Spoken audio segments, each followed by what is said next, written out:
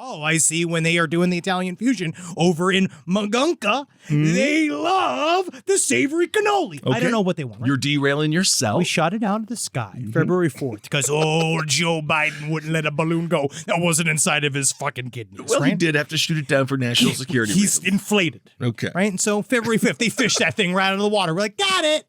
Right? China's just like, oh, that's egg on our face, right? Oh, Sure. what are we going to do here? Embarrassed. Right? Sure, yeah. Cut to 6 days later, February 10th, off the Alaskan coast. 40,000 feet. This is around Prudhoe Bay, right? This is on the Alaska's northern coast. Okay. Now, they shot an object out of the sky that they say was about the size of a small car, adding that it was not similar in size or shape to the high-altitude surveillance balloon from the previous weekend, right? We saw it, it shot it out. And they said the reason why they shot it out of the sky is because they said it, quote-unquote, posed a reasonable threat to the safety of civilian flight. Sure, not like, Absolutely. all right, cool. We got to fly our planes. We can't be hitting these balloons or octagonal objects. Same day, February 10th, another object is seen over Montana that has drifted over to the Lake Huron area. We'll get to it. February 11th, Yukon, Canada. Right? This is where you guys go. Everybody's dressed in flannel, riding seals everywhere, right? Magical place. But guess what? Perfect place to hide secret technology, right? 40,000 feet. This is Canada's central Yukon area. A object that they said is potentially similar to the one shot off the South Carolina coast, where they're trying to say, quote unquote, but they said they added it was smaller in size and cylindrical and gray. So it was absolutely nothing like the Chinese spy balloon that we shot down. Well, it was in the sky. It was unidentified. And we to shot it out some of the sky. degree, it was an autonomous floating entity in the sky. Sure. Yeah. So there's some similarity. Sure. I'm saying it's more similar than a Winnebago. Are you a psyop? No, Are you trying to derail the truth already? How many more derailments can this country take? I think you are doing. Are you full of chemicals? Because you're about to derail. So what I'm going to say is the thing that they were saying is it's similar in a sense that it is. Yeah, like everything's similar. No, like not everything. All things are made out of atoms. Yes. Okay. February 12th, the object that was seen above Montana 2 days earlier was shot down over Lake Huron. This is at 20,000. It was in 20,000 feet, right? About 15 nautical miles. It was very crazy, right? This is real fast. A lot of information all at once. Trying to have a staycation with my wife. Trying to have a romantic time with my wife. Did you let this ruin your... No, I didn't. No, it enhanced. Because all it did was make me randier and randier each time I went back to the news. Yes. And then she'd be like, oh, another round? I'm like, here's another balloon down, baby. Well, you found the lady for you, and you're a lucky man. I also want to say, for the first time, you expressed your love for C-SPAN. And isn't C-SPAN simply the best? For UAP, it's great. It's the best. I was glued to it. I've never been glued to something like this before. Unedited, uninspired, 2-camera shots. You hear all the coughs. Perfect. And so this object over Lake Huron was presented as an octagonal structure, right, with strings hanging off. So whatever, okay, strings hanging off. Look like antennas. Jeremy Corbell actually showed video on the Joe Rogan podcast not that long ago about this, and then we saw an object that looked just like that. It was a metal circle, and then now Pentagon is immediately saying that it was a metallic sphere, right? It's a metallic sphere, and it's got little antennas hanging off the back of it. What the fuck is it? What's that shit? I don't know, right? We shot it down. Know. So now we know. The reason why we are seeing these things is because after the Chinese spy balloon incident, Joe Biden went straight to his team and it was like, are you my daughter? But after that, what he did, he said, hey, look, what we need to do is take NORAD, all of these missile systems, these defense systems we have, and we need to change the parameters on them. Because right now, NORAD is built to see enemy aircraft, right? It's fast moving with payloads, big, they're supposed to, and they move fast. Danger zone stuff. Yes. Things where we want to be aware that we might be being attacked. Where Tom Cruise goes to suck dick inside a plane. Whoa, right? So, you think he does that in planes? Everywhere he can, just outside of the CC, right? Good for him. And so they changed the way the NORAD look at it. So they want to look at smaller and slower. That's what they said. So that's when these things popped up, and they decided, we're just going to blow the hell out of these things out of the sky, because quote unquote to them, they were in civilian air, right? They were in flight, the civilian flight area, right? Yes. So these things are out there.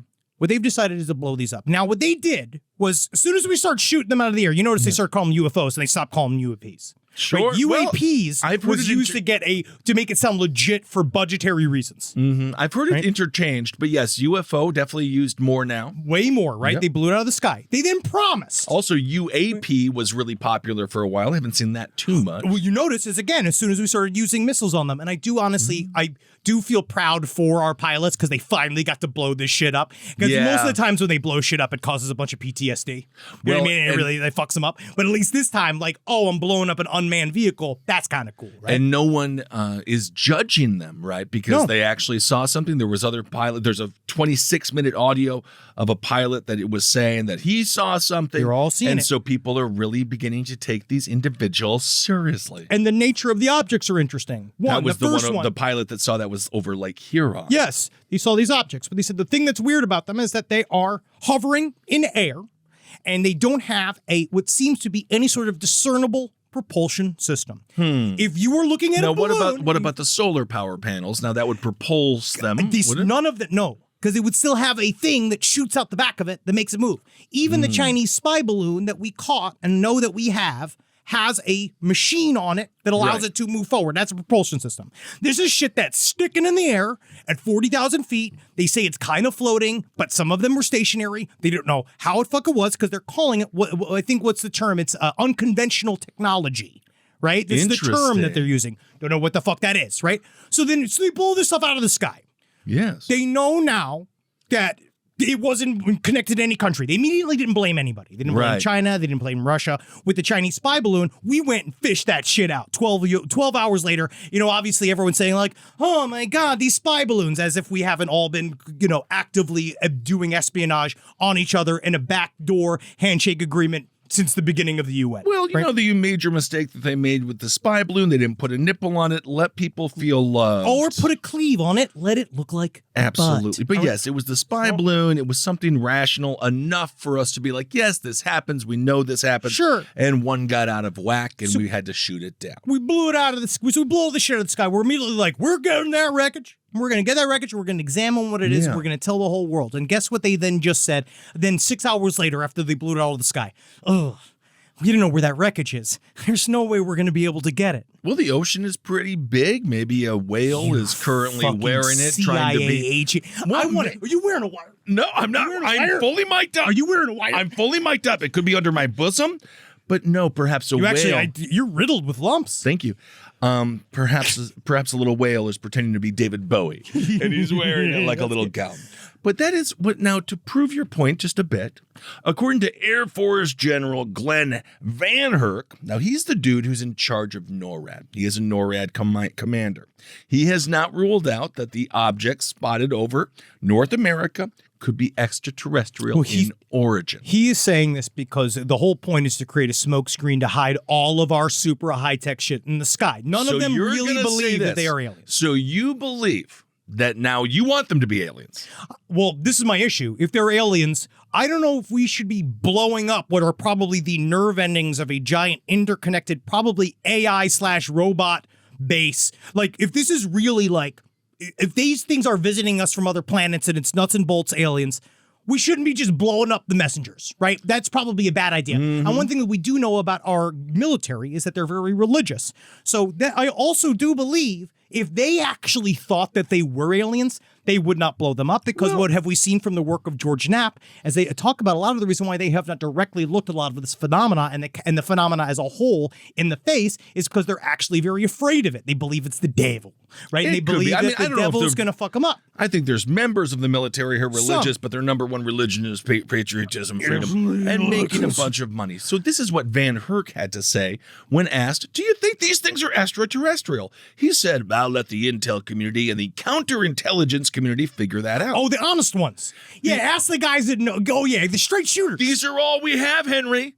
He goes on, I haven't ruled out anything at this point.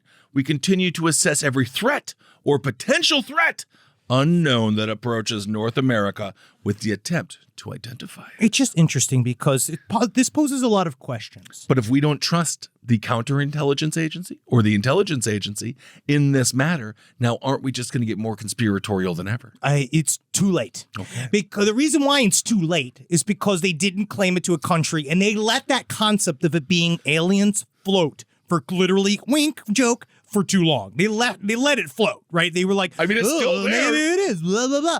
It's not. It's definitely not, because I don't think that that's my opinion, is that they would not blow it up necessarily. I don't know what they would do, but it does point towards a lot of things. Number one was that they blame a lot of sightings and UFO footage, like the new stuff coming out, on what they're saying is radar anomalies. They're saying like, the thing that almost got us into a nuclear war. Yeah, so they're like, maybe the shit's happening because it's like, well, that's how they try to poo-poo the old UAP footage, saying like, these are radar anomalies. Now all of a sudden that radar's tight as fuck. There's no way it's that. Like, we catch everything, right? And so there's another weird lie thing that they're caught in. Another thing is that this stuff's floating in the air and civilian. It's like, out in the middle of nowhere, we're blowing up. We can't see it. There is a way for them to find it. If you're and I might be wrong on this too, but I think I'm correct. SideStoriesLPOTL@gmail.com. If you're going to scramble fighters to go kill something, a lot of times what you would have with it are other packages. You would have something that is watching for them. So I imagine that not only would you'd have the fighter jets going, but you'd also have support craft that would be watching where the debris went from the thing that you blew up. And the way that they're talking, the way that it blew up, is that it didn't deflate. It literally exploded. These things are solid. They kept saying objects. Now they're saying balloons because they're trying to tighten up the narrative.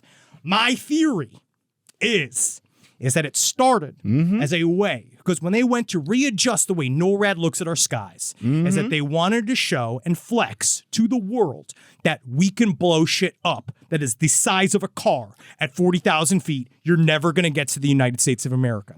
And what they did was blow up a bunch of private U.S. tech that either was in a need-to-know area that the other people didn't know what it was. Maybe shit that's been floating up in the sky for a long time and they blew it up just to flex that it's there. Because I truly believe. So you think this is an example of us showing off our weapon system? Yes. You think that we have a dome like we give to Israel, perhaps? I think that that's one aim of this, especially talking about it and using the word UFOs. Because again, I still think that the phenomena is largely more psychic than it is biological and physical. And so it has that component to it. So yes, maybe you can blow up, like maybe these are nodes, or what some people have said that these orbs are, that they're literal actual living things that are in our atmosphere that we don't know what they are, and that they're not extraterrestrial, they are terrestrial, but they literally are a life form that we don't understand. Well, according to National Security Council spokesman, speaking of... another guy. I wouldn't even let him babysit my fucking parrot.